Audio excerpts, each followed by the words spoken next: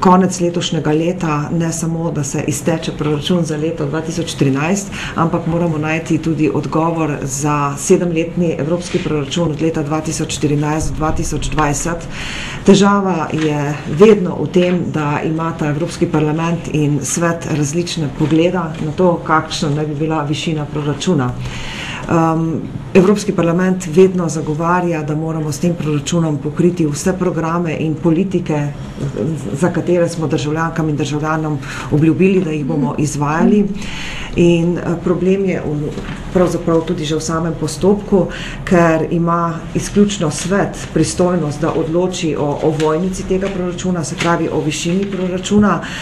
Evropski parlament ima pa pravico soodločanja o vseh programih znotraj proračuna, ne samo vsebinsko o tem, kako naj bi programi potekali, ampak tudi o višini programa. In s tem seveda posredno vpliva tudi na višino celotne ovojnice.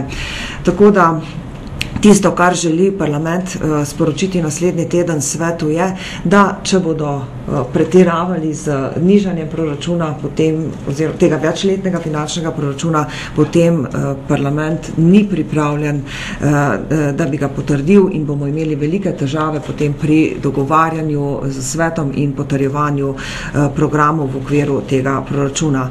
Zopet bomo opozorili na to, na kar opozarjamo že leta, da je težava, ena izmed glavnih težav v tem, da je parlament oziroma da je proračun in njegovi prihodki, da so vezani na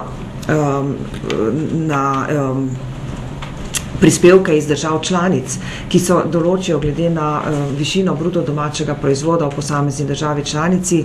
Mi bi radi, da bi bil ta sistem bolj avtomatski, da bi imel proračun lastne vere.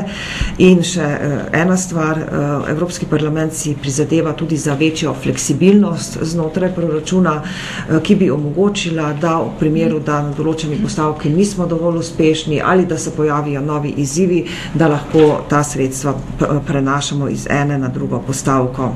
Glede večletnega finančnega proračuna in Slovenije, res je, Slovenija bo predvidoma dobila manj sredstev, ampak ne zato, ker bi se slabše pogajali, temveč zato, ker je bistveno bolj razvita, kot je bila pred 7 leti in lahko smo veseli, da je tako. Mislim pa, da že ena stvar, ki upam, da bo Slovenija uspešno zaključila, je ta, da bomo izpogajali prehodne regije. To pomeni, da bodo tiste regije, ki bi bile uvrščene med prehodne, dobile več denarja, kot bi sicer glede na stopnjo razvoja pripadalo.